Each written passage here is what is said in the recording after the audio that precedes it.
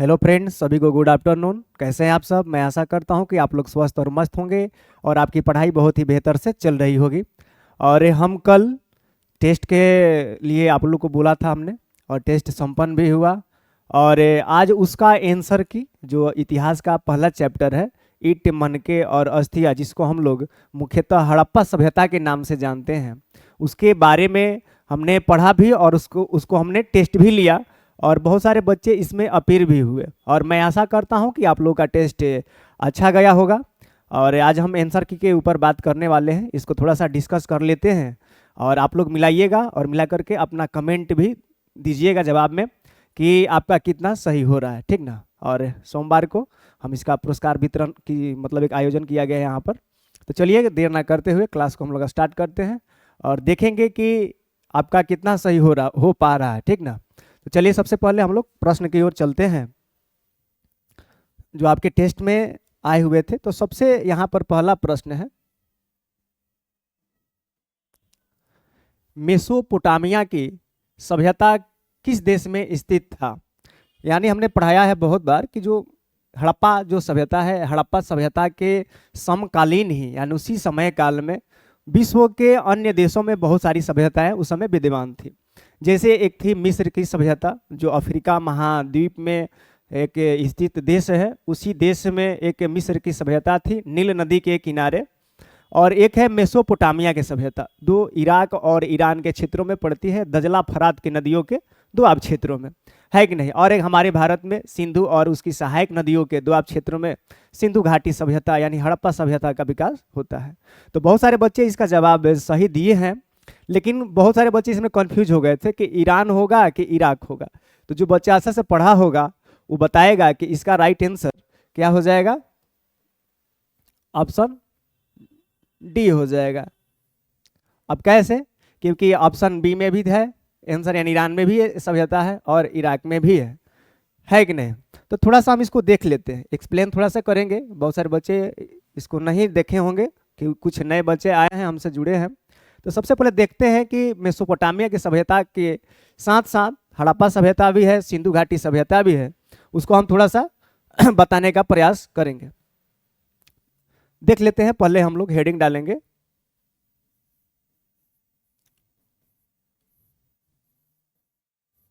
विश्व की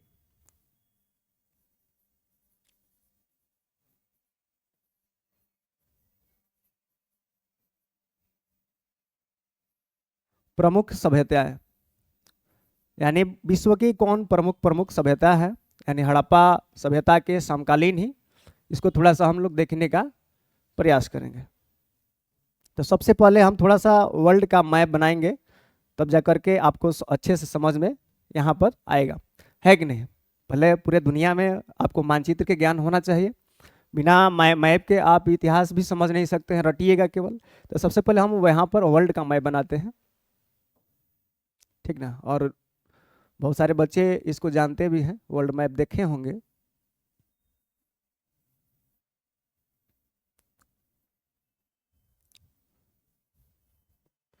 ये है उत्तरी अमेरिका है, नीचे में ये देख रहे हैं दक्षिणी अमेरिका है।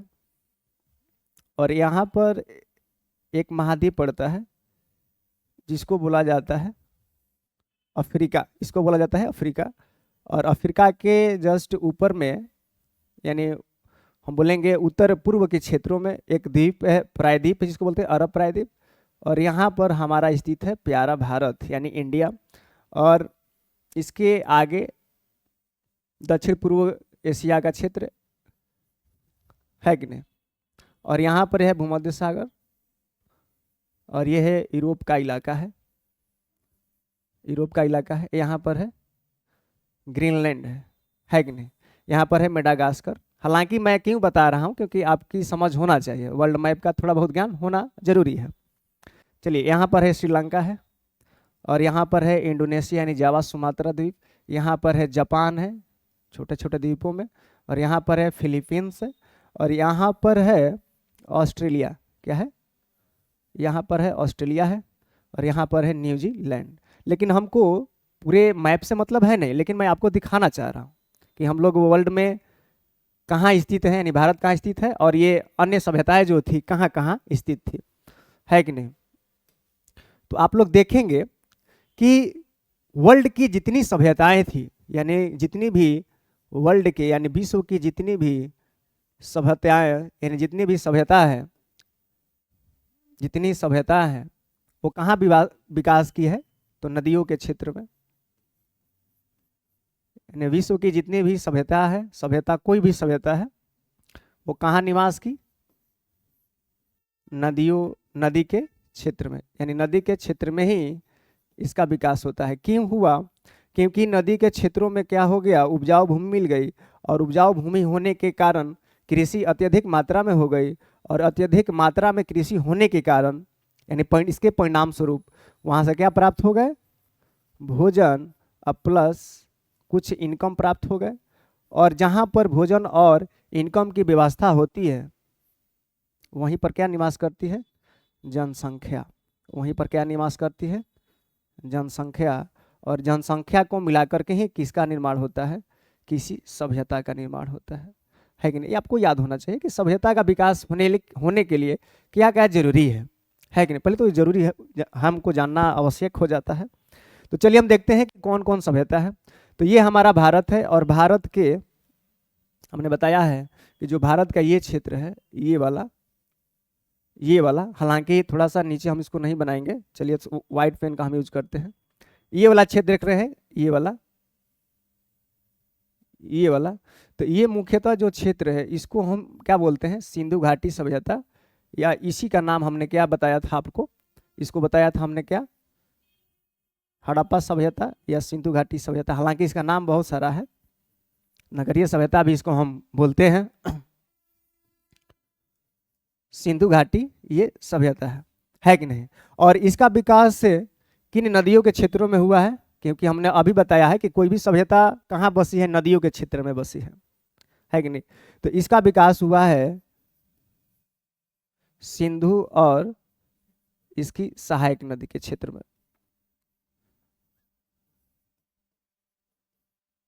नदियों के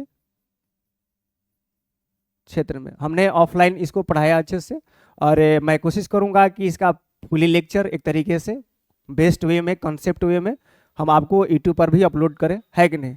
तो हम ज़्यादा समय नहीं लेंगे, नहीं तो एक लंबा क्लास हो जाएगा। तो हम लोग ऑब्जेक्टिव को देख रहे हैं, इसमें थोड़ा बहुत बताने का मैं प्रयास करूंगा। तो सिंधु घाटी जो सभ्यता है ये कहाँ है, भारत और पाकिस्तान और थोड़ा बहुत अफगानिस्तान का क्षेत्र इसमें शामिल है। और इसके समकालीन ही ये है अफ्रीका, क्या है ये, अफ्रीका महाद्वीप है, यानी यहाँ से लेकर के ये पूरा क्या है, अफ्रीका है। और तो अफ्रीका के यहाँ पर एक देश पड़ता है, उसको बोलते हैं हम मिस्र, या इसको इंग्लिश में बोलते हैं हम लोग इजिप्ट बोलते हैं। और इसी मिस्र में एक सभ्यता का विकास होता है, उसको बोलते हैं हम लोग मिस्र की सभ्यता। इसको क्या बोलते हैं, मिस्र की सभ्यता। और ये किस नदी के किनारे विकसित होता है, तो उसका नाम है नील नदी। उसका नाम क्या है, नील नदी। जो नील नदी पूरे विश्व की सबसे बड़ी नदी मानी जाती है। तो इस नदी घाटी के क्षेत्रों में मिस्र की सभ्यता का विकास होता है। और एक और प्रमुख सभ्यता थी, वो कहाँ है, यहाँ पर थी, और इसी का नाम दिया गया क्या, मेसोपोटामिया की सभ्यता। और इसी सभ्यता का नाम क्या है,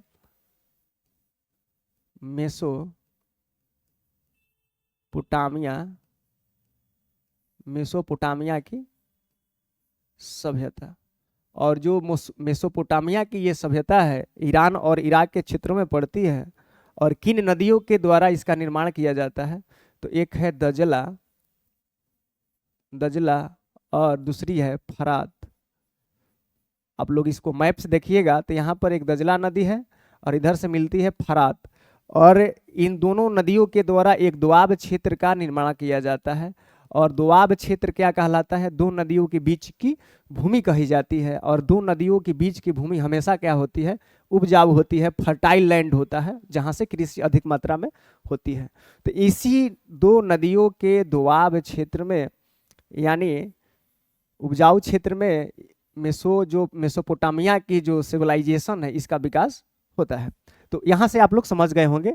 और ये ईरान और इराक का क्षेत्र है, ये है मिस्र देश है, और यहाँ पर भारत, पाकिस्तान और अफगानिस्तान के क्षेत्र में सिंधु घाटी सभ्यता का विकास हुआ है। तो मैं आशा करता हूँ कि समझ आपको आया होगा। और ये आपका जो महाद्वीप इसको बोलते हैं ऑस्ट्रेलिया। और यहाँ से आप लोग देखिएगा, मैं यहाँ से डॉट डॉट थोड़ा बनाऊंगा ये वाला यहाँ से, तो इसके पश्चिमी हिस्से में इसको बोलते हैं हम लोग यूरोप बोलते हैं, यानी यूरोप महाद्वीप है। और इसके पूर्व साइड में क्या है, पूरा एशिया है, एशिया है कि नहीं। और ये जो देख रहे हैं इसको बोलते हैं हम लोग नॉर्थ अमेरिका बोलते हैं, और इसको बोलते हैं साउथ अमेरिका बोलते हैं, और नीचे आपका अंटार्कटिका है। तो ये वर्ल्ड मैप आपको जानना आवश्यक हो जाता है, बहुत जरूरी है। ये है आपका अफ्रीका है, अफ्रीका कॉन्टिनेंट। तो मिस्र में कहाँ है, अफ्रीका कॉन्टिनेंट में है। मेसोपोटामिया कहाँ पड़ता है, तो ये एशिया का इलाका है। और कौन सा देश में, ईरान और इराक के क्षेत्रों में। सिंधु घाटी सभ्यता भी कहाँ विकास हुआ, एशिया में। तो यहाँ से देख रहे हो कि एशिया में ही प्रमुख 2 सभ्यताओं का क्या हो रहा है, विकास हो रहा है कि नहीं। तो इसका ऑप्शन अभी हमने बताया ना कि इसका ऑप्शन जो होगा ये डी क्यों होगा, क्योंकि इस सभ्यता का विकास कहाँ हुआ है, ईरान और इराक में। और किस नदी के किनारे, तो दजला फरात नदी किनारे, दजला प्लस फरात नदियों के दोआब क्षेत्र में, दोआब क्षेत्र में हुआ है। हालांकि मैं ज़्यादा डिटेल नहीं जाऊंगा, नहीं तो लंबा हो जाएगा, है कि नहीं। हम लोग देखेंगे क्योंकि आंसर की ही है। चलिए अगला प्रश्न हम देख लेते हैं। हड़प्पा सभ्यता के लोग किस पशु से परिचित नहीं है, यहाँ पर ध्यान देना है, परिचित नहीं है, न्यूज़ के बारे में जानकारी नहीं है। तो इसका राइट आंसर क्या हो जाएगा, घोड़ा। घोड़ा यानी जो घोड़ा है, घोड़ा से लोग परिचित नहीं थे। लेकिन एक प्रमाण आता है, एक स्थान है जिसका नाम है सूतकोटदा, सूतकोटदा, है कि नहीं। ये पाकिस्तान का क्षेत्र है, ये कहाँ का है, ये पाकिस्तान में पड़ता है। और यहाँ से अभी खोज के दौरान क्या मिला है, घोड़े की हड्डी, घोड़े की हड्डी। तो ये विवादित हो जाता है, ये विवादित हो गया कि भाई घोड़े की हड्डी मिल रही है, तो हो सकता है कि हड़प्पा सभ्यता में लोग घोड़े का यूज करते हों, घोड़े का बहुत क्षेत्रों में प्रयोग होता हो। लेकिन अभी भी इतिहासकार इस पर एकमत नहीं है। तो माना जाता है कि हड़प्पा सभ्यता के लोग जो घोड़ा है इसे परिचित नहीं थी, इसे जानकारी इनको नहीं था। लेकिन हाथी, ऊंट इस सभी से परिचित थे, क्योंकि हाथी उस समय व्यापार का एक प्रमुख साधन हुआ करता था। तो इसका राइट आंसर क्या हो जाएगा, सी हो जाएगा, 2 का सी होगा। अगला प्रश्न आप देख रहे होंगे, तीसरा नंबर, हड़प्पा सभ्यता के अर्थव्यवस्था का प्रमुख आधार क्या था। यानी जो हड़प्पा सभ्यता थी उसके अर्थव्यवस्था का प्रमुख आधार क्या है, यानी जो अर्थव्यवस्था है किस पर डिपेंड है, यानी किस पर निर्भर थी, अर्थव्यवस्था किस पर निर्भर थी। और हमने बार बार बताया है कि वहाँ पर क्या होता था, यहाँ पर प्रमुख पूछ रहा है, प्रमुख आधार क्या है। हालांकि उसमें उद्योग को छोड़ करके पशुपालन भी था, व्यापार भी था और कृषि भी था। लेकिन प्रमुख जो होगा, यानी सबसे मुख्य चीज क्या था, कृषि था। अब कृषि ही क्यों था, क्योंकि हड़प्पा सभ्यता का जो विकास हुआ है सिंधु और इसकी सहायक नदियों के क्षेत्र में हुआ, सहायक नदियों के क्षेत्र में हुआ।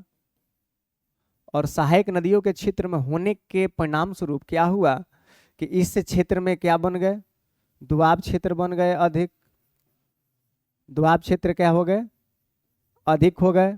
और हमने बताया है कि दोआब क्षेत्र हमेशा क्या होता है, उपजाऊ होता है, यानी वहाँ पर उपजाऊ भूमि अधिक होती है, उपजाऊ भूमि अधिक हो जाएगी। और जहाँ पर उपजाऊ भूमि होती है वहाँ पर क्या होती है, कृषि अधिक होती है। जहाँ पर कृषि अधिक होगा वहाँ पर उत्पादन किसी चीज़ का क्या होगा, अनाज का अधिक होगा। जहाँ उत्पादन अधिक होता है उसे क्या प्राप्त हो जाएगा, आय प्राप्त होगा अधिक। और क्या प्राप्त हो जाएगा, दूसरा भोजन प्राप्त हो जाएगा, भोजन प्राप्त अधिक हो जाएगा। तो जो ये कृषि है, शायद अगर कृषि नहीं होती तो बताइए उत्पादन होगा तभी तो आप किसी चीज़ का व्यापार कर सकते हैं। तो हड़प्पा वासी व्यापार भी करते थे मेसोपोटामिया और मिस्र से, तो अनाज का क्या कर रहे हैं, व्यापार कर रहे हैं। तो अगर कृषि नहीं होती तो कहाँ से आता, तो इसलिए हमने बोला कि कृषि ही क्या थे, प्रमुख थी। अगर कृषि नहीं होगी तो किसी चीज़ का उत्पादन नहीं होगा, तो हो सकता है कि जो पशुपालन लोग करते थे, पशुपालन भी संभव नहीं था, क्योंकि पशुओं के चारा के लिए कोई तो क्या चाहिए, चारा तो चाहिए ना, तो खेती नहीं होगी तो कहाँ से आएगा। तो प्रमुख आधार क्या था, कृषि ही था। तो इसका राइट आंसर बी हो जाएगा, आप लोग मिलाइएगा। चलिए, मिट्टी का हल किस स्थल से प्राप्त हुआ है, क्योंकि हड़प्पा सभ्यता में बहुत सारे स्थल हैं, वर्तमान में लगभग 2500 से अधिक स्थल की खोजें हो चुकी है अभी प्रेजेंट टाइम में, लेकिन हमको सबको याद रखना कोई जरूरी है नहीं आपके एग्जाम के दृष्टि से। हालांकि मैं हमेशा बोलता आ रहा हूं कि ये आर्ट्स का तो ये एक तरीके से क्लास चलता है, लेकिन इसमें आर्ट्स के साथ साथ आप कंपटीशन, किसी भी कंपटीशन का, मैं पार्टिकुलर किसी कंपटीशन का नाम नहीं लूँगा, क्योंकि ये आपके अनुरूप होना चाहिए। मैं बोल दूं कि फलाने मतलब कि एग्जाम की आप तैयारी कराता हूं तो ये उचित नहीं होगा। मैं आपको तैयार करूंगा, जो भी आप अपने आगे लक्ष्य बनाइएगा, हो सकता है कि हमसे सलाह ले सकते हैं, आपके बहुत आगे काम करेगा ये किसी भी एग्जाम में, है कि नहीं। तो 12 क्लास के साथ साथ ये कंपटीशन का इसमें भी इंक्लूड रखा है हमने, आप देखिएगा एक बार पेपर को। तो मिट्टी का हल किस स्थल से प्राप्त हुआ है, क्योंकि हमने बताया अभी कि हड़प्पा सभ्यता में बहुत सारे क्या थे, स्थल थे। स्थल कहने का मतलब बहुत सारा क्या है, क्षेत्र थे, है कि नहीं, हमने बार बार बताया है। तो जो ये मिट्टी का हल है ये कहाँ से मिला है, ये मिला है बनवाली से। कहाँ से मिला है, बनवाली से। और बनवाली है कहाँ, ये जो बनवाली है, और बनवाली से क्या मिला, मिट्टी का हल। मिट्टी का हल, तो मिट्टी का हल हो सकता है नहीं, ये किस रूप में बनाया गया था वहां पर, खिलौना के तौर पर। अब खिलौना क्यों बनाया गया, क्योंकि जो भी चीज़ देखिए होता है कि जो समाज में जिस चीज़ की मांग अधिक होती है उसकी लोग पूजा भी करते हैं और उस चीज़ को बनाते भी हैं, है कि नहीं। तो उस समय हड़प्पा सभ्यता में कृषि क्या था, एक प्रमुख चीज था। तो कृषि करने के लिए हल का प्रयोग होता था। तो हल को क्या करते थे लोग, पूजा करते थे। आज भी विवाह आदमी आप लोग देखते हैं कि हल की पूजा की जाती है। क्यों की जाती है, उसका मुख्य रीजन क्या होगा, क्योंकि ये जो परंपरा है, ये परंपरा बनती चली आ गई आगे तक अभी तक वर्तमान में देखी जा रही है, क्योंकि ये सब वैदिक के और हड़प्पा से ही यहाँ पर आया है। क्योंकि हल की पूजा इसलिए की जाती है कि उसी पर अर्थव्यवस्था डिपेंड था, क्योंकि भारत आज भी कृषि प्रधान देश है। तो कृषि ही क्या है, अर्थव्यवस्था का आधार है। अगर कृषि नहीं होगा तो अर्थव्यवस्था क्या हो जाएगी, डिक्लाइन कर जाएगी, अर्थव्यवस्था खराब हो जाएगा। तो इसीलिए पूजा की जाती है। तो उसी समय जो बनवाली है, और बनवाली पड़ता कहाँ है, ये हरियाणा का क्षेत्र है, हरियाणा कुरुक्षेत्र का क्षेत्र, है कि नहीं। तो हरियाणा के क्षेत्र में बनवाली क्या है, एक हड़प्पा स्थल है। और यह स्थल से क्या मिला है, मिट्टी का हल। और मिट्टी का हल किस रूप में है, खिलौने के रूप में है। तो आप इसको याद रखिएगा, इसका राइट आंसर क्या हो जाएगा, ए हो जाएगा। और दूसरा बात यहाँ पर है राखी गढ़ी। तो राखी गढ़ी भी कहाँ है, राखी गढ़ी भी कहाँ है, हरियाणा में है। और यहाँ से क्या प्राप्त हुआ है, राखी गढ़ी से, इसकी विशेषता क्या है, एक तरीके से राखी गढ़ी की विशेषता क्या है। तो हमने बताया है कि राखी गढ़ी क्या है, भारत में स्थित, क्योंकि भारत में, इंडिया में स्थित है, भारत में स्थित हड़प्पा सभ्यता का सबसे बड़ा स्थल, हड़प्पा सभ्यता का सबसे बड़ा स्थल, ये राखी गढ़ी आपको याद होना चाहिए। लेकिन आपसे पूछे ओवरऑल में, तो ओवरऑल में मोहनजोदड़ो सबसे बड़ा स्थल है पूरे हड़प्पा का, लेकिन वो भारत में स्थित नहीं, वो पाकिस्तान के क्षेत्र में स्थित है। लेकिन आपसे प्रश्न पूछे कि भारत में स्थित सबसे बड़ा हड़प्पा स्थल कौन है, तो वो है राखी गढ़ी। राखी गढ़ी कहाँ है, हरियाणा में है। चलिए, रोपड़ कहाँ पड़ता है, ये पंजाब के क्षेत्र में है, ये पंजाब में स्थल माना जाता है। और कालीबंगा ये कहाँ है, तो कालीबंगा पड़ता है कहाँ, ये आपका पड़ता है राजस्थान में पड़ता है। और यहाँ से क्या मिला है, काली चूड़िया मिली है, क्या मिली है, काली चूड़िया। और इसके साथ साथ जूते हुए खेत का प्रमाण मिला है, जूते हुए खेत का प्रमाण यहाँ से मिला है। तो ये आपको याद होना चाहिए। चलिए आगे चलते हैं हम लोग, अगला प्रश्न, हड़प्पा सभ्यता के लोगों का आय का प्रमुख क्षेत्र कौन था, यानी आय वहां से कहां से प्राप्त होते थे। यानी जो सिंधु घाटी सभ्यता के लोग हैं, सिंधु घाटी सभ्यता के लोग, सिंधु घाटी सभ्यता के लोग, तो उनको जीवन यापन करने के लिए आय की तो जरूरत होगी। यहाँ जो जनसंख्या है इस सभ्यता में जो जनसंख्या है, जनसंख्या को क्या चाहिए? आय चाहिए, क्योंकि आय होगा तभी तो वहाँ के लोगों का जीवन स्तर अच्छा होगा, यानी शिक्षा स्वास्थ्य जो भी है, जीवन स्तर क्या होगा? अच्छा होगा। तो आय कहाँ से प्राप्त होता था? आप लोग ऑप्शन में देखिए, जीवन स्तर अच्छा होगा क्योंकि आय अच्छा होगा तो होगा। तो आय कहाँ से प्राप्त हो रहा है?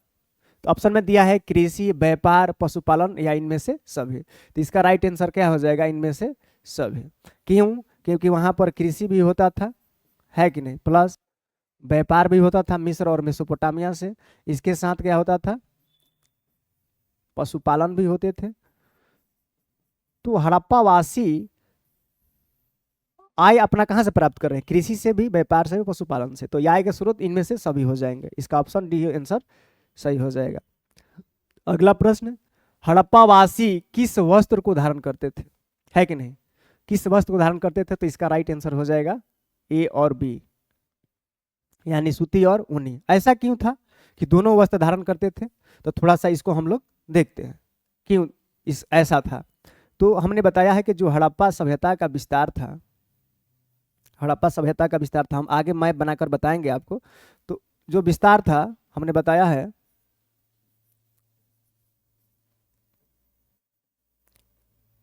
विस्तार है जो पूर्वी विस्तार है, उत्तरी विस्तार है, जो हड़प्पा सभ्यता का जो उत्तरी विस्तार था, ये कहाँ था? ये था मांडा। और मांडा कहाँ था? जम्मू कश्मीर, जम्मू और कश्मीर में, है कि नहीं? और जो दक्षिणी विस्तार था हड़प्पा सभ्यता का, जो दक्षिणी विस्तार है यानी एक्सटेंशन इस सभ्यता का, कहाँ था? साउथ में। तो ये था दैमाबाद, दैमाबाद। और दैमाबाद कहाँ पड़ता है? ये महाराष्ट्र में पड़ता है। तो आपको ये मालूम होना चाहिए कि ये हमारा भारत हो गया, ये हमारा क्या है? भारत है। हमने प्रायद्वीपीय भारत को ही बनाया है। और यहाँ से कर्क रेखा गुजरती है और नीचे से भूमध्य रेखा, यानी इसको हम क्या बोलते हैं? इक्वेटर या भूमध्य रेखा बोलते हैं। और भूमध्य रेखा पर सूर्य क्या होता है? सालों भर लंबवत रहता है, यानी सालों भर यहाँ पर गर्मी पड़ती है। और ये आपका हो गया कर्क रेखा, है कि नहीं? कर्क रेखा 23.5 डिग्री जिसको हम बोलते हैं। तो आप इधर से आपको मालूम होना चाहिए कि अगर आप भूमध्य रेखा की ओर आते हैं, यानी उत्तर से दक्षिण आइएगा, तो इसमें क्या होगी? टेम्परेचर में वृद्धि होगी। टेम्परेचर में क्या होता है? वृद्धि होता है, यानी टेम्परेचर क्या होता है? बढ़ता है। लेकिन आप कर्क रेखा से ऊपर की ओर जाइएगा तो यहाँ पर टेम्परेचर क्या होता है? कम होता है कि नहीं? तो जो जम्मू कश्मीर है ये कहाँ है? उत्तर में है, यानी कर्क रेखा के ऊपर है। तो यहाँ पर क्या होगा? कैसा यहाँ पर मौसम होगा? जलवायु, जलवायु क्या होगी यहाँ की? जलवायु होगी क्या? हमेशा क्या होगी? ठंडी जलवायु होगी। क्या होगी? ठंडी जलवायु। अच्छा, ठंडी जलवायु होगी तो यहाँ के लोग क्या, कैसा वस्त्र पहनेंगे? ऊनी कि सूती? सूती की ऊनी, बताइए आप लोग। तो ऊनी वस्त्र का यहाँ लोग धारण करेंगे, क्योंकि यहाँ पर टेम्परेचर क्या है? कम है, यानी यहाँ पर ठंड क्या है? ठंड पड़ेगी ज़्यादा। तो ठंड पड़ेगी ज़्यादा तो आपको सूती वस्त्र का उपयोग करना होगा। लेकिन यहाँ पर दक्षिण में महाराष्ट्र है। अब बताइए, अभी हमने बताया कि महाराष्ट्र कहाँ पड़ता है? यहाँ पर। तो लगभग कर्क रेखा के नीचे पड़ता है, तो यहाँ पर टेम्परेचर क्या होगा? अधिक होगा। इसीलिए यहाँ के लोग कैसा वस्त्र धारण करेंगे? सूती वस्त्र, सूती वस्त्र, क्योंकि टेम्परेचर क्या है? अधिक है। देखिए, जो आपका वस्त्र है, आपका ड्रेस है, पोशाक है, किस पर डिपेंड करता है? ज्योग्राफी पर डिपेंड करता है। ऐसा क्यों है? इससे बहुत सारे उदाहरण है, जैसे भारत है, तो भारत में बहुत सारी जलवायु पाई जाती है। भारत में लगभग 15 प्रकार की जलवायु है अभी, भूगोलवेताओं के अनुसार। तो अलग अलग जलवायु होगी तो अलग अलग टेम्परेचर होगा, कहीं पर गर्म है, कहीं पर ठंडा है, कहीं दोनों पर मिक्सिंग है। तो जलवायु आपका संस्कृति तय करता है, आपका जो पोशाक है, वस्त्र है, वो तय करेगा। उदाहरण स्वरूप हम लेते हैं, जैसे दक्षिण भारत के लोग हैं, तो दक्षिण भारत के लोग हमेशा किस वस्त्र को धारण करना पसंद करेंगे? सूती वस्त्र। ऐसा क्यों है भाई? क्योंकि भूमध्य रेखा के करीब है, टेम्परेचर अधिक है। तो वहां पर कैसा चलता है? लुंगी चलता है, धोती चलता है। दक्षिण भारत के लोग अधिक क्या करते हैं? प्रयोग में लाते हैं। इस उनका क्या है? संस्कृति है। आप साउथ इंडियन जितनी मूवियां हैं आप देखे होंगे उसमें। अच्छा, हम चलते हैं जम्मू कश्मीर की ओर। जम्मू कश्मीर में टेम्परेचर क्या है? कम है। ठंडा क्या है? अधिक है। तो वहां के लोग क्या करेंगे? गर्म वस्त्र पहनेंगे, एकदम लंबे लंबे एक तरीके से कोट पैंट पहनते हैं वहां के लोग। हम चलते हैं राजस्थान की ओर। राजस्थान में भी क्या है? गर्मी भी है और गर्मी के साथ साथ तेज धूप भी है राजस्थान के मरुस्थल में। तो वहां के लोग सर पर क्या बांध रहे हैं? पगड़ी बांध रहे हैं। ऐसा क्यों है? क्योंकि टेम्परेचर अधिक है और जो सूर्य का प्रकाश है कर्क रेखा के आसपास है राजस्थान, इसलिए वहां पर लोग पगड़ी बांधते हैं कि हमको क्या हो, सुरक्षा प्रदान हो सूर्य के प्रकाश से, धूप से। तो जो जलवायु है कहीं ना कहीं आपको प्रभावित करती है। आप देख लें खान पान भी सब ज्योग्राफी पर डिपेंड है। मैं एक और बात बताना चाहूंगा कि आप लोग देखे होंगे कि जो मुस्लिम धर्म है, मुस्लिम धर्म में बुर्का की जो प्रथा है, पगड़ी बांधने, टोपी पहनने की प्रथा, महिलाओं को बुर्का पहनने की प्रथा, ये क्यों डेवलप की गई? क्योंकि मुस्लिम जो धर्म है उसकी उत्पत्ति कहां से हो रही है? सऊदी अरबिया के क्षेत्रों से हो रही है कि नहीं? तो वो क्या क्षेत्र है? मरुस्थल है। तो मरुस्थल है तो टेम्परेचर क्या होगा? अधिक है, और टेम्परेचर अधिक होगा तो आपका वस्त्र वैसा ही होगा। तो बहुत सारे कारण है कि नहीं? तो हड़प्पा जो क्षेत्र है इसमें ठंडा प्रदेश भी है, क्योंकि जम्मू कश्मीर इसका विस्तार था। तो ठंडा प्रदेश में कैसा ड्रेस पहनेंगे लोग? ऊनी। और दक्षिण भारत में जो विस्तार है दैमाबाद, यहाँ पर सूती पहनेंगे क्योंकि टेम्परेचर क्या अधिक है। तो रटने की जरूरत नहीं है, ये रटने वाली सब्जेक्ट है ये नहीं है, आपको केवल समझना है। आप लोग समझिएगा, सोशल साइंस में आपसे कोई बात नहीं कर सकता है कि नहीं? आर्ट्स रटने वाली नहीं है, समझने वाली सब्जेक्ट है। तो हड़प्पा वासी किस वस्त्र को धारण करते थे? यानी दोनों वस्त्र धारण करते थे। अच्छा, सूती वस्त्र आता कहाँ था? कैसे आएगा, कहाँ से आएगा? तो ये आएगा, कपास से बनेगा, कपास से सूती वस्त्र। अच्छा, कपास कहाँ से? ये महाराष्ट्र से आएगा, मिल गया महाराष्ट्र से कपास। अच्छा, महाराष्ट्र से कपास क्यों मिल गया? क्योंकि महाराष्ट्र में मिलती है क्या? काली मृदा मिलती है, और काली मृदा का उग गए, इसी मृदा में कपास होता है। अच्छा, यहाँ पर काली मृदा क्यों मिलती है? इसके भी बहुत सारे क्या है कारण है। क्योंकि यहाँ पर क्या है? विशाल चट्टान है। विशाल चट्टान क्यों है? क्योंकि यहाँ पर लावा है। यहाँ पर लावा क्यों है? क्योंकि यहाँ पर ज्वालामुखी क्रिया बहुत पहले हो चुकी है, 3 बार ज्वालामुखी क्रिया यहाँ पर देखी गई।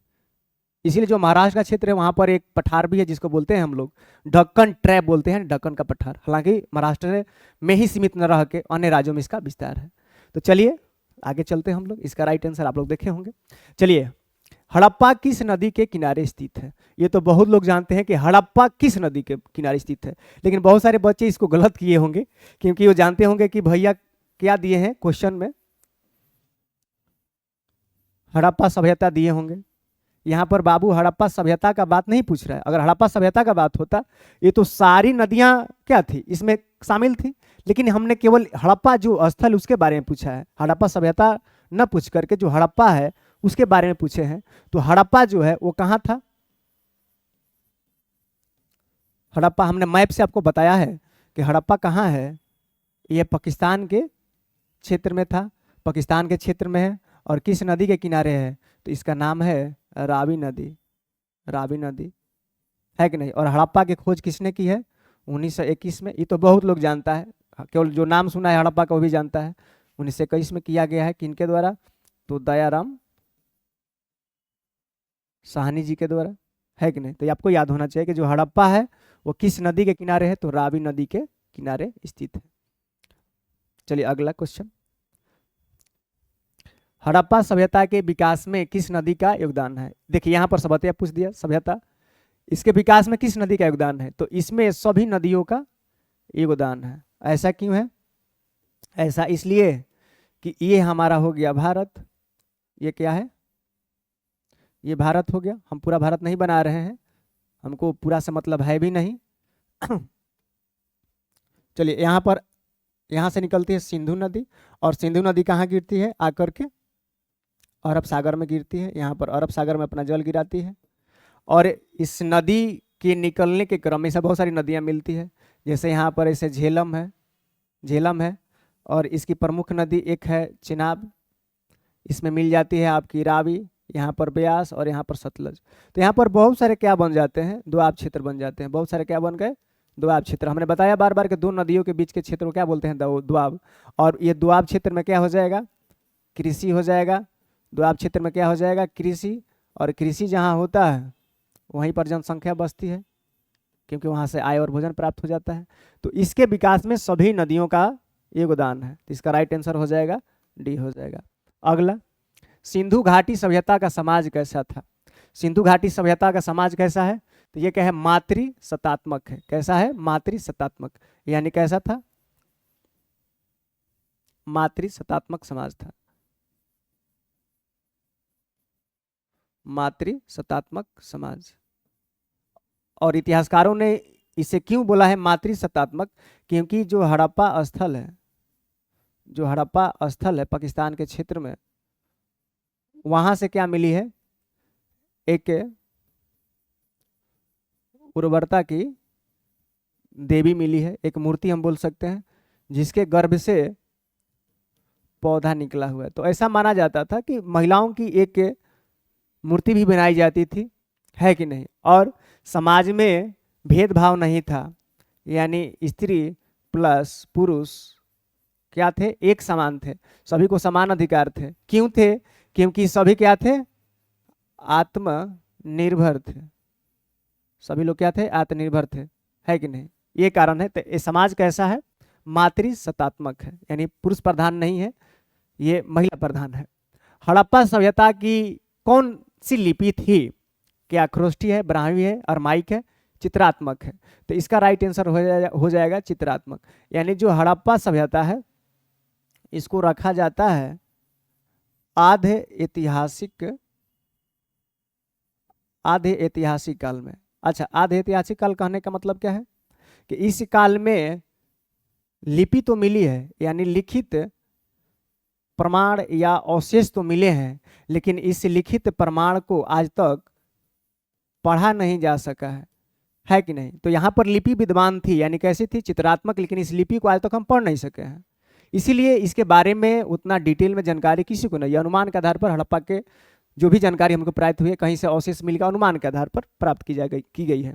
चित्र कहने का मतलब ऐसे है, चित्रात्मक है, मछली का आकृति है, कहीं कहीं मछली की आकृति है, कैसे हो सकता है कि ऐसे हो?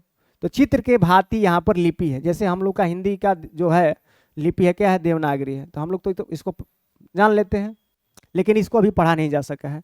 एक है अरमाई लिपि। तो जब आपको हम क्या पढ़ाएंगे? जब आपको मौर्य वंश पढ़ाएंगे, मौर्य वंश या मौर्य साम्राज्य, तो इसमें अशोक आता है। तो अशोक का एक लिपि आता है अरमाइक। और कहाँ से ये प्राप्त होता है? अफगानिस्तान। कहाँ से प्राप्त होगा?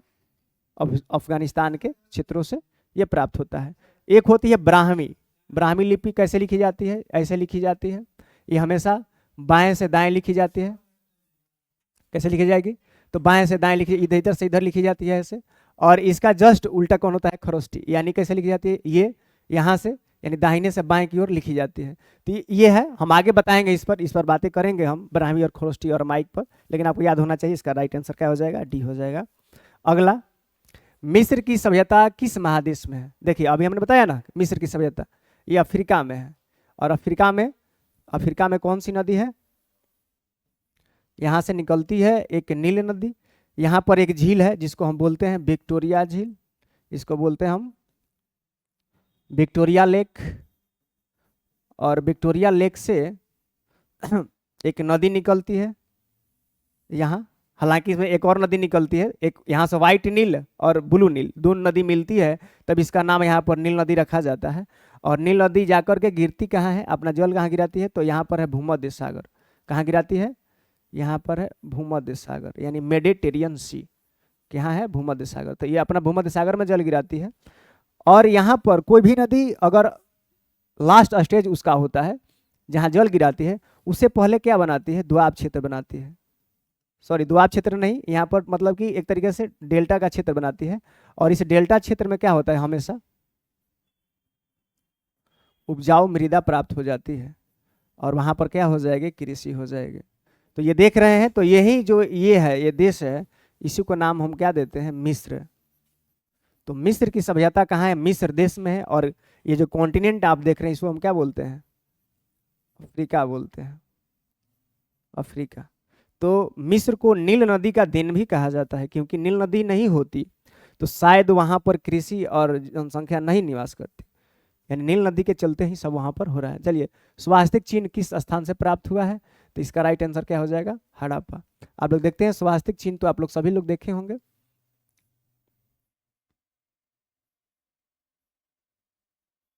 ये आपका स्वास्तिक है, आप लोग देखेंगे।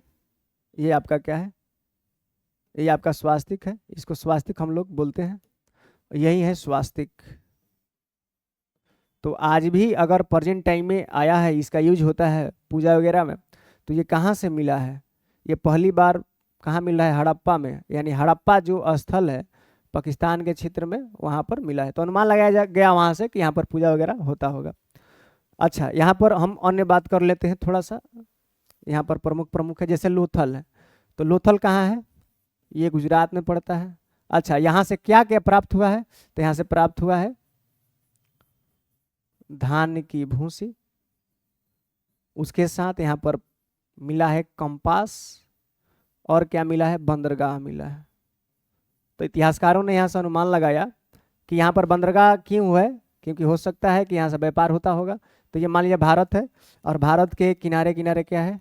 यहाँ पर समुद्र है, यानी अरब सागर, इधर बंगाल की खाड़ी, और यहीं पर स्थित है क्या? आपका लोथल स्थित है। यहाँ पर क्या है? लोथल। यहाँ पर क्या है? लोथल। देखिए नाम में भी छुपा है लोथल, यानी जो लो है, थल है, उसको बोलता है लोथल। तो यहाँ से बंदरगाह मिल गया, और बंदरगाह के माध्यम से यहाँ से व्यापार होता था मिस्र में और मेसोपोटामिया की सभ्यता में। तो बताइए, बंदरगाह होगा तो बंदरगाह में जहाज चलते होंगे, यहाँ से पानी में जहाज चलते होंगे, तो कंपास का यूज होता होगा दिशा के ज्ञान के लिए, और धान की व्यापार होता था, हो सकता है, तो धान की भूसी का यहाँ प्रमाण मिला है। और ये बनवाली है, तो हमने बताया अभी कि बनवाली कहाँ है? ये हरियाणा में है। और यहाँ से क्या मिला है? मिट्टी का हल मिला है। क्या मिला है? मिट्टी का हल प्राप्त हुआ है। और जो हड़प्पा है, हड़प्पा से तो बहुत सारी चीजें मिली है, मोहनजोदड़ो से भी मिली है, नर्तकी की मूर्ति मिली है। यानी मोहनजोदड़ो जो है, मोहनजोदड़ो के बारे में आप लोग जानते हैं कि मोहनजोदड़ो क्या है? सबसे बड़ी स्थल है, सबसे बड़ा स्थल है, पूरा हड़प्पा सभ्यता का सबसे बड़ा स्थल है कि नहीं? सबसे बड़ा स्थल। अच्छा, यहाँ से क्या क्या मिला? यहाँ से मिला है डांसिंग गर्ल्स, यानी नर्तकी की मूर्ति, एक लड़की है जो कमर और सर पर हाथ रखे हुए है, तो नर्तकी की मूर्ति मिली है। और यहाँ पर क्या मिला है? मिला है स्नानागार मिला है, स्नानागार मिला है कि नहीं? तो बहुत सारी चीज़ यहाँ से मोहनजोदाड़ो से मिला है, जो आपको याद होना चाहिए, है कि नहीं? इसके अलावा बहुत से लोग बोलते हैं कि पशुपति की मूर्ति मिली है यहीं से, पशुपूर्ति की मूर्ति, यानी एक श्रृंगी पशु भी यहीं से मिला है। कहाँ से? मोहनजोदाड़ो से मिला है। और जो मोहनजोदाड़ो है किस नदी के किनारे है? तो ये सिंधु नदी के किनारे स्थित है। इसकी खोज कब की गई? तो 1922 में की गई। किनके द्वारा की गई? उनका नाम है रखालदास बनर्जी, है कि नहीं? और जो मोहनजोदड़ो है, इसको हम क्या बोलते हैं? इसको हम बोलते हैं, अन्य नाम बोलते हैं, इसका नाम है मृतिकों का टीला, मृतिकों का टीला। तो इसका दूसरा नाम भी है मृतिकों का टीला, आप लोग याद रखिएगा। तो चलिए आगे, अगला प्रश्न 13 नंबर। हड़प्पा वासी किस धातु से परिचित नहीं थे? तो उस समय लोहा नहीं था, लोहा उस समय है ये नहीं था। तो कृषि कैसे होता था? तो हल से। तो हल में क्या चाहिए? मजबूत क्या चाहिए? धातु चाहिए, धातु चाहिए। तो धातु कहाँ से? तो उस समय सोना था, चांदी भी था, टीन था, और क्या था? तांबा था, लेकिन लोहा नहीं था। तो धातु कैसा चाहिए हल बनाने के? धातु होना चाहिए मजबूत, लेकिन उस समय हड़प्पा सभ्यता में ये सारे धातु विद्यमान था, लेकिन लोहा विद्यमान नहीं था, क्योंकि लोहा का उस समय खोजे नहीं हुआ है। तो मजबूत धातु चाहिए, तब जाकर के हड़प्पा वासी यानी तांबा और टीन को मिला करके एक तीसरा धातु बनाते हैं, जिसका नाम है कांसा। तो कांसा इन सभी के अलावे क्या हो गया? मजबूत हो गया, मजबूत हो गया। और मजबूत होने के परिणाम स्वरूप इससे क्या बन गए? हल। और हल हो गए तो क्या हो गया? कृषि। कृषि हो गया तो क्या हो गए? उत्पादन। उत्पादन हो गया तो हड़प्पा वासी को क्या मिल गया? आय प्लस भोजन, है कि नहीं? तो कांसा का बहुत बड़ा योगदान है, तभी तो इसको क्या बोलते हैं हम लोग? कांस्य युगीन सभ्यता बोलते हैं। इसका अन्य नाम भी है कांस्य युगीन सभ्यता, क्योंकि कांसा की पूजा की जाने लगी। जैसे प्रेजेंट टाइम में हमारे भारत में लोहे की पूजा की जाती है विश्वकर्मा पूजा के रूप में। ऐसा क्यों है? क्योंकि इसी से आपका अर्थव्यवस्था चलता है, लोहा से ही क्या चलता है? आपका इकोनॉमी चल रही है। और हड़प्पा सभ्यता में किसके द्वारा इकोनॉमी चलती थी? तो कांसा के चलते। तो कांसा की पूजा हो रहा है, कांसा की मूर्ति बन रही है, यानी हर एक क्षेत्रों में अधिक मात्रा में कांसा ही कांसा है। इसी कारण से इस सभ्यता को कांस्य युगीन सभ्यता भी कहा जाता है। तो इसका राइट आंसर हो जाएगा बी, यानी लोहा से परिचित नहीं थे। लोहा तो बाद में आया है। सिंधु घाटी सभ्यता का पूर्वी विस्तार किस राज्य में है? अभी हमने बताया ना, हड़प्पा सभ्यता का ये है पूर्वी विस्तार, पूर्वी, ये आपका हो गया उत्तरी, ये आपका हो गया क्या, दक्षिणी हो गया, ये आपका हो गया पश्चिमी। तो आप लोग याद रखिएगा इसको अच्छे से। जो पूर्वी विस्तार है ये स्थान है कहाँ, आलमगीरपुर। हम मैप नहीं बना रहे हैं, आलमगीरपुर। और ये कहाँ पड़ता है, यूपी में पड़ता है। और किस नदी के किनारे है, तो उसका नाम है हिंडन नदी, है कि नहीं। चलिए, ये कहाँ है, ये मांडा में पड़ता है, यानी मांडा का स्थान है। और मांडा कहाँ पड़ता है, यानी जम्मू में पड़ता है, जम्मू कश्मीर। और किस नदी के किनारे पड़ेगा, इसका नाम है चिनाब नदी। दक्षिण कहाँ है, दक्षिण दहमाबाद है। दहमाबाद कहाँ पड़ता है, महाराष्ट्र में। और ये किस नदी के किनारे है, तो प्रवरा नदी। प्रवरा नदी, और प्रवरा किसकी सहायक नदी है, गोदावरी की, क्योंकि गोदावरी कहाँ से निकलती है, महाराष्ट्र से। और पश्चिमी विस्तार उसका नाम है सुतकांडे डोर। और सुतकांडे डोर कहाँ है, तो बलूचिस्तान में। कहाँ है, बलूचिस्तान में है। और किस नदी के किनारे है, दासक नदी के किनारे। तो आपसे क्या पूछ रहा है कि सिंधु घाटी सभ्यता का पूर्वी विस्तार राज्य पूछ रहा है आपसे, किस राज्य में है। देखिए पूर्वी विस्तार कहाँ है, यूपी में है, यानी उत्तर प्रदेश में है। तो इसका राइट आंसर क्या हो जाएगा, उत्तर प्रदेश हो जाएगा। चलिए, और हड़प्पा सभ्यता की जो आकृति है कैसी है, तो ये त्रिभुजाकार है। कैसा, त्रिभुजाकार है। और इसका कुल क्षेत्रफल कितना है, लगभग 13 लाख वर्ग किमी स्क्वायर, है कि नहीं। चलिए आगे। यूनेस्को की सूची में शामिल एकमात्र हड़प्पाई स्थल कौन है। यूनेस्को क्या है, एक संस्था है। यूनेस्को क्या है, एक संस्था है, एक वैश्विक स्तर पर अंतर्राष्ट्रीय संस्था है। अच्छा, ये करती क्या है, इसका कार्य है कि जो भी क्या है, एक तरीके से इतिहास में, यानी ऐतिहासिक स्थल है, ऐतिहासिक स्थल है, या प्लस पर्यावरण की दृष्टि से क्या है, महत्वपूर्ण है, महत्वपूर्ण है। प्लस इसको देख रेख करना, हो सकता है अजूबा चीज कुछ हो, देख रेख करना। तो इसका संस्था का कार्य है कि जो ऐतिहासिक स्थल है या पर्यावरणीय दृष्टि से वो स्थल मजबूत है, यानी क्या है, इम्पोर्टेंट है, उसको क्या करती है, अपने यूनेस्को अपने सूची में उसको शामिल करती है। तो बहुत सारा चीज़ है, पर्यावरण से बहुत सारा स्थल हो सकता है, हो सकता है बंदरगाह हो सकता है कोई आदर भूमियाँ हो सकती है। और इसमें हड़प्पा का एकमात्र स्थल शामिल है जिसका नाम क्या है, धौलावीरा। और धौलावीरा कहाँ है, गुजरात में है। गुजरात के कच्छ रण में है। और कहाँ पड़ता है, गुजरात में। गुजरात में कच्छ का रण कहाँ है, ये आपका गुजरात है, ये गुजरात है आपका। तो गुजरात में ही कच्छ का रण है, तो यहीं पर धौलावीरा स्थित है। और यहाँ पर घूमने लायक बहुत ही मजबूत जगह है, आप लोग जाइएगा कभी आगे। तो गुजरात में स्थित है। और यहाँ से क्या मिला है, एकमात्र स्टेडियम, यानी धौलावीरा से क्या मिला है, एकमात्र स्टेडियम। स्टेडियम, तो यहाँ से प्रमाण मिलता है कि हड़प्पावासी खेलते भी थे, है कि नहीं। तो एकमात्र स्टेडियम का प्रमाण कहाँ से मिला, धौलावीरा से। और ये यूनेस्को की सूची में शामिल होने वाला एकमात्र स्थल है। चलिए, घोड़े का अस्थि पंजर का प्रमाण कहाँ से मिला है, ये कहाँ से मिला है, तो सुतकांडे डोर तो हो जाएगा आपका पश्चिमी विस्तार हो जाएगा। रोपड़ आपका पंजाब में पड़ता है। रंगपुर भी कहाँ पड़ता है, गुजरात में पड़ता है। तो जो सुरकोटदा है, जो सुरकोटदा है, ये राइट आंसर हो जाएगा। यानी यहाँ से घोड़े की अस्थि पंजर मिले हैं, लेकिन हड़प्पावासी परिचित नहीं थे घोड़े से। कौन सा हड़प्पा स्थल गुजरात में स्थित है, यानी लोथल भी स्थित है, हमने बताया लोथल भी स्थित है, यहाँ पर बंदरगाह है। धौलावीरा भी अभी हमने देखा। तो इस प्रकार इसका राइट आंसर क्या हो जाएगा, सी हो जाएगा। चलिए अगला, सिंधु घाटी सभ्यता की सबसे बड़ी इमारत कौन है। तो बहुत लोग इसमें कंफ्यूज होते हैं, कोई बोलता है बृहद स्नानागार, कोई बोलता है बृहद अनागार। तो मैं आपको बता दूं कि हड़प्पा सभ्यता यानी सिंधु घाटी सभ्यता का सबसे बड़ी इमारत कौन है, बृहद अनागार है। लेकिन सबसे सबसे अद्भुत अद्भुत इमारत कौन है, वो आपका नाम क्या है उसका, बृहद स्नानागार। अलग अलग बुक में बहुत गलत दिया है। स्नानागार, स्नानागार क्या है, ये हड़प्पा सभ्यता का अद्भुत इमारत है। इसके साथ साथ जो बृहद स्नानागार है, ये क्या है, मोहनजोदड़ो में पड़ता है। और मोहनजोदड़ो का सबसे बड़ा स्थल है। तो आपको याद होना चाहिए, आपसे पूछ दे, यहाँ पर हमने पूछा सिंधु घाटी सभ्यता का, ऐसा ना पूछ करके ऐसा दे देगा मोहनजोदड़ो का सबसे बड़ा स्थल कौन है, तो ये कौन हो जाएगा, बृहद स्नानागार। और पूरा हड़प्पा सभ्यता का अद्भुत इमारत कौन हो जाएगा, बृहद स्नानागार। ये कहाँ है, ये मोहनजोदड़ो में स्थित है। लेकिन जो बृहद अनागार है ये क्या है, हड़प्पा सभ्यता की सबसे बड़ी इमारत है। तो इसको टिक करिएगा, लेकिन बहुत बच्चे इसको कन्फ्यूज हो जाते हैं इसको बनाने में। तो चलिए आगे चलते हैं हम, अगला प्रश्न,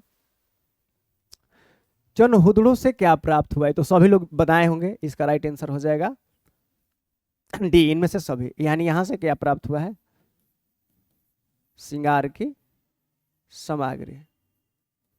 अब श्रृंगार की सामग्री प्राप्त हो रही है तो श्रृंगार में कौन कौन आ जाएगा, तो यहां से प्राप्त हुआ है कंघी, काजल, आईना। मान लीजिए कि आईना काजल सब कान लगाना है तो कैसे आईना में देखेंगे हम लोग। उसके साथ पाउडर, पाउडर हो सकता है कि गर्म क्षेत्र में जो होते होंगे चेहरा चमकाने के लिए लगाते होंगे पाउडर वगैरह, तो महिलाएं भी लगाती थी पुरुष भी लगाते थे। और उसके साथ लिपस्टिक। तो ये सारे श्रृंगार की सामग्रियां कहाँ से मिली है, तो उसका नाम क्या है, क्या है, जनहुदड़ो है। तो ये आपको याद होना चाहिए, इनमें से सभी हो जाएगा। किस फसल की खेती हड़प्पा सभ्यता में पहली बार की गई, तो पहली बार की गई है सबसे पहली बार कपास। और ऐसा क्यों, क्योंकि हड़प्पा सभ्यता का विस्तार महाराष्ट्र में था, महाराष्ट्र और गुजरात में भी है, इस इलाका में आता है हड़प्पा सभ्यता। और महाराष्ट्र और गुजरात में क्या मिलती है, काली मिट्टी मिलती है, काली मृदा। और इसी काली मृदा में क्या हो गया, कपास हो गया, है कि नहीं, कपास हो गया, क्या हो गया,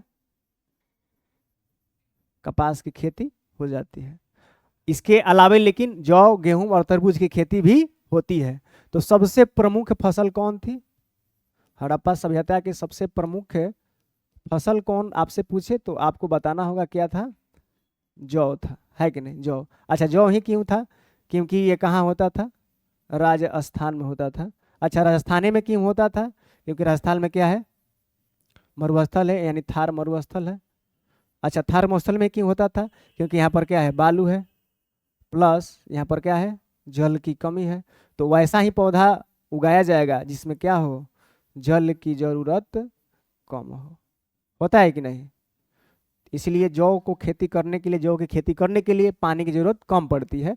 इसी कारण से जो राजस्थान का क्षेत्र है उसमें जौ की खेती की जाती है। हालांकि हड़प्पा का विस्तार तो पाकिस्तान के क्षेत्रों में ही था, तो जो थार मरुस्थल है राजस्थान में भी है और पाकिस्तान में भी है, तो एक बृहद इलाके में इसकी खेती की जाती थी। इसका राइट आंसर हो जाएगा कपास। यानी सबसे पहला पूछे तो कपास, और सबसे प्रमुख फसल पूछे तो जौ हो जाएगा। हड़प्पा सभ्यता का दक्षिणी विस्तार कहाँ है, दक्षिण में कहाँ है, तो मांडा है, सॉरी मांडा नहीं होगा, ये आपको ध्यान देना चाहिए। ये कहाँ है, दैमाबाद है। और दैमाबाद कहाँ है, महाराष्ट्र में। ये आपका हो जाएगा पूर्वी विस्तार, ये हो जाएगा पश्चिमी विस्तार, ये हो जाएगा, सॉरी ये हो जाएगा उत्तरी विस्तार, ये हो जाएगा पश्चिमी विस्तार, ये हो जाएगा उत्तरी विस्तार। ये आपका दक्षिणी विस्तार है। दैमाबाद महाराष्ट्र में पड़ता है, परवरा नदी के किनारे। हड़प्पा सभ्यता का पश्चिमी विस्तार कहाँ है, देखिए हमने बताया। तो बहुत लोग इसको टिक लगाए हैं, सुरकोटदा, है कि नहीं, हमने जान के इसको दिया था। इसका राइट हो जाएगा आंसर, इनमें से कोई नहीं। ऐसा क्यों, क्योंकि जो पश्चिमी विस्तार है उसका लोकेशन क्या है, सुतकांडेडोर, सुतकांडेडोर है। और बहुत बच्चे इसको सुरकोटदा को लगाए हैं, यहाँ से तो अस्थि पंजर मिला है घोड़े की। तो सुतकांडेडोर जो कहाँ पड़ता है,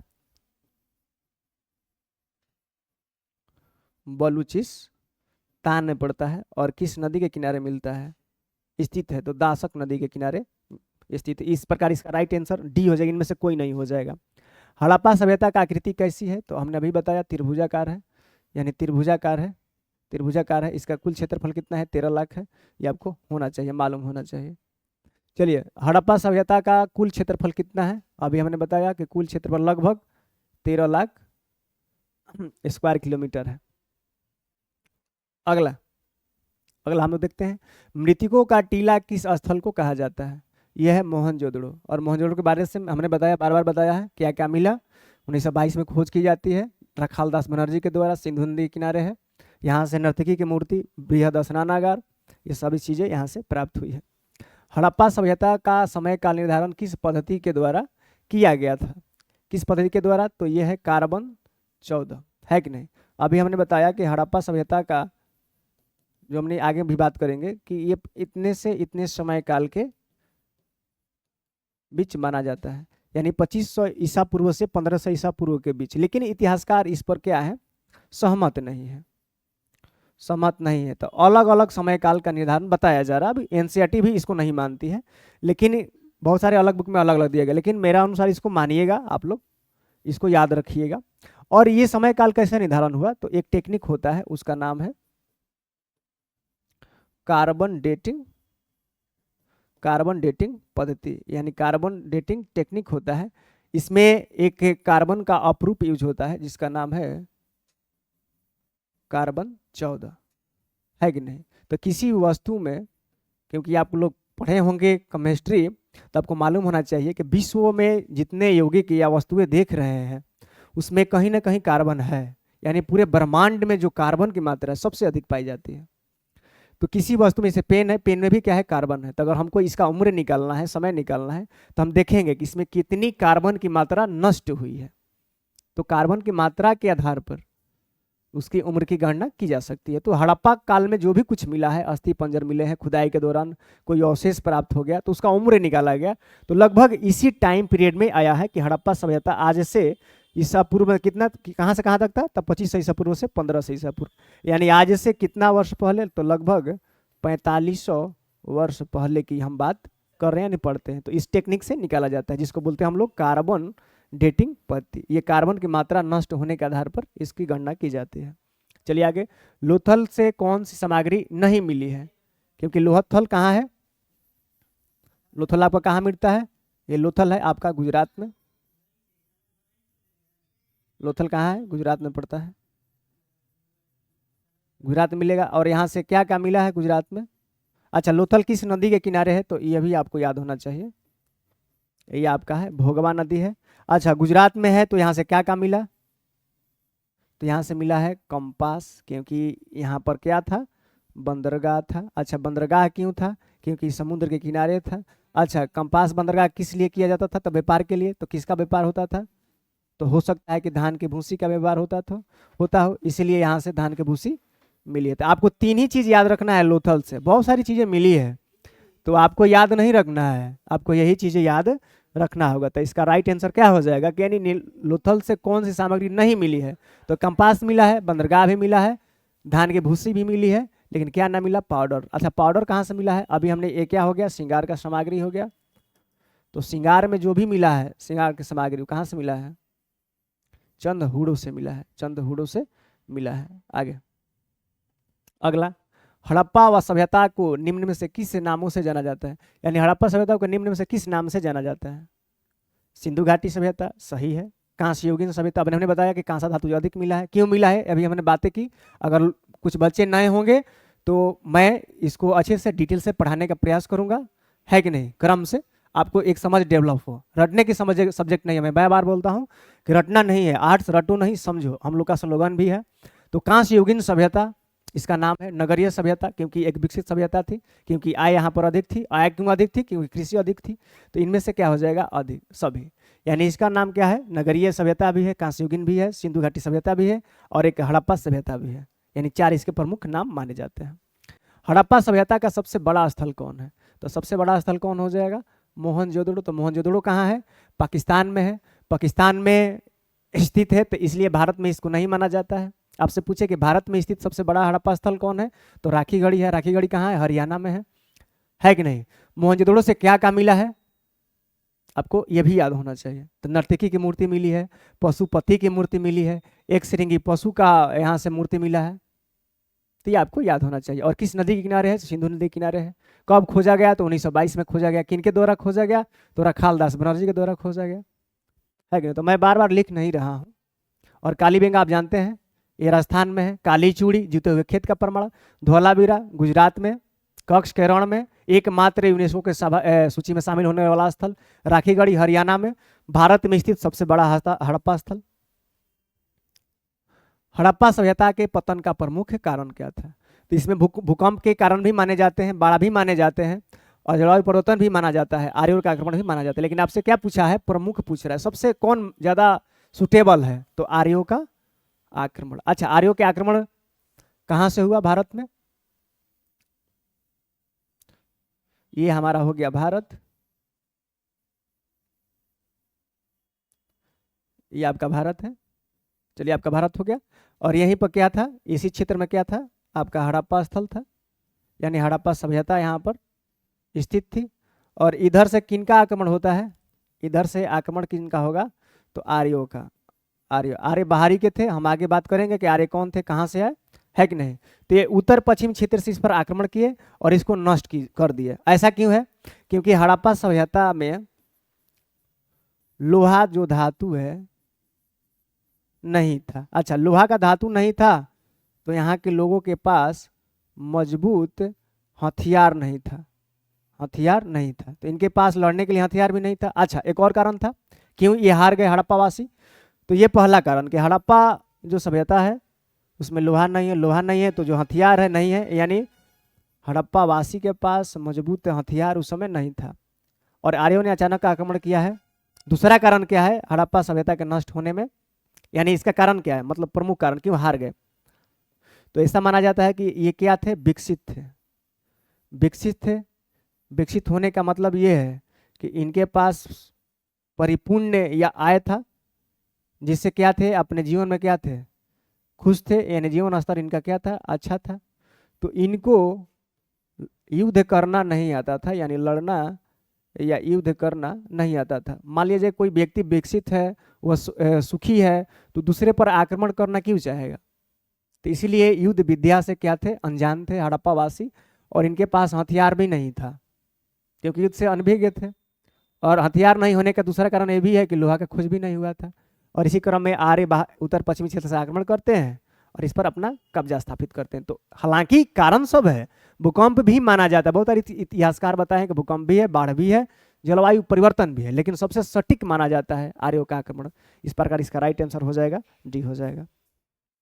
मोहनजोदड़ो की खोज और कब किसने की, तो रखालदास बनर्जी, यहाँ पर पहले चेक कीजिए कहाँ है, तो यहाँ पर है और यहाँ पर, तो पहले तो बी तो होगा नहीं और डी होगा नहीं, तो ऑप्शन कहाँ है, रखालदास बनर्जी में और यहाँ पर। तो देखिए दोनों नाम मिल रहा है। अब देखिए वर्ष देखिए, यहाँ पर 1921, तो 1921 तो होगा नहीं क्योंकि 1921 में हड़प्पा का खोज हुआ है, तो इसका राइट आंसर क्या हो जाएगा, सी हो जाएगा। चलिए अगला प्रश्न, काली चूड़िया किस स्थल से मिली है, तो ये मिला है कहाँ से, कालीबंगा से। कालीबंगा कहाँ है, राजस्थान में है, और यहाँ से जूते हुए खेत का भी प्रमाण मिला है, यह भी आपको याद होना चाहिए। सिंधु घाटी सभ्यता का प्रसिद्ध बंदरगाह कौन था, तो ये कौन था, लोथल था, है कि नहीं। राइट आंसर आपका डी हो जाएगा, गुजरात में पड़ता है। हड़प्पा सभ्यता थी, क्या थी, पूर्त नगरीय, सॉरी पूर्त ग्रामीण, अर्ध नगरीय, आधा शहर, इनमें से सभी, या नगरीय। तो इसका राइट आंसर क्या हो जाएगा, नगरीय थी, यानी हड़प्पा सभ्यता क्या थी, एक नगरीय सभ्यता थी। आखिर क्यों थी, आखिर हड़प्पा सभ्यता एक नगरीय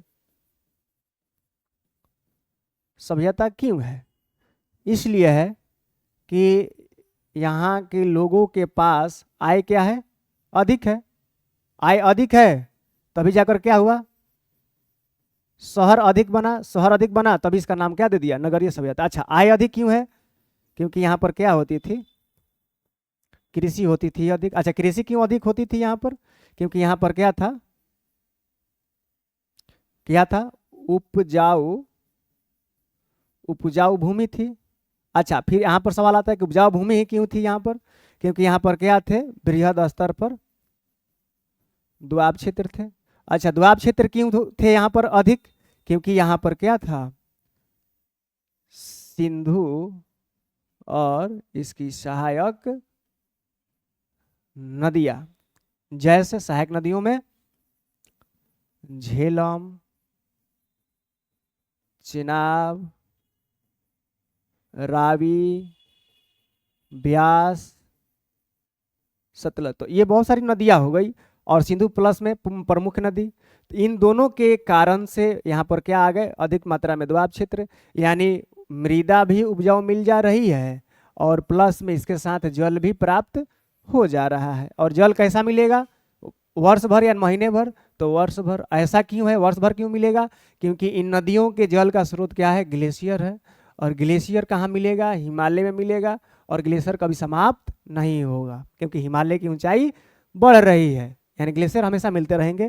तो ग्लेशियर मिलेंगे तो जल मिलेंगे, जल मिलेंगे तो नदी मिलेगी, नदी तो जल से ही बनी है, और जहाँ पर अधिक नदी होती है दोआब क्षेत्र अधिक होते हैं, दोआब क्षेत्र अधिक होंगे तो उपजाऊ मृदा होगी, उपजाऊ मृदा होगी तो कृषि अधिक होगी, कृषि अधिक होगा तो उत्पादन क्या होगा, प्रोडक्शन क्या होगा, सरप्लस होगा, अधिकतम उत्पादन होगा, और वहाँ से आय क्या हो जाएगा, प्राप्त हो जाएगा, क्योंकि हड़प्पावासी व्यापार भी कर लेंगे, अब व्यापार करते भी थे मिस्र से और मेसोपोटामिया से, तो आय अधिक होगा तो शहर का निर्माण हो गया। हमने बताया है कि बहुत सारे शहर थे, इनके नगर नियोजन के बारे में हमने बताया है, इसीलिए इसको नगरीय सभ्यता कहा जाता है।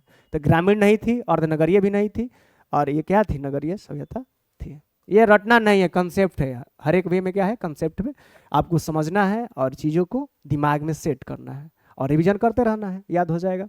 चलिए सबसे अंतिम प्रश्न, हड़प्पा सभ्यता का समय काल क्या है, तो यहाँ पर देखना है 2500 से 1500 ईसा पूर्व। हालांकि ये क्या है, अभी विवादित है कि नहीं, विवादित है, लेकिन इसको आप याद रख सकते हैं। तो इस प्रकार हमारे सारे क्या होते हैं, सारे प्रश्न समाप्त होते हैं। मैं आशा करता हूं कि आप चीज़ों को समझे होंगे, और क्लास में भी तो हमने अच्छे से बताया है कि नहीं। तो आप लोग क्या कीजिए, इसको अपने एक कॉपी लीजिए, इसका आंसर मिलाइए और अपने से इसको देखिए कि मेरा कितना सही हुआ और कितना गलती हुआ। बहुत सारे बच्चे इसको क्वेश्चन पढ़ने में बहुत बार गलती किए होंगे, क्योंकि हमने ऐसा दिया भी था।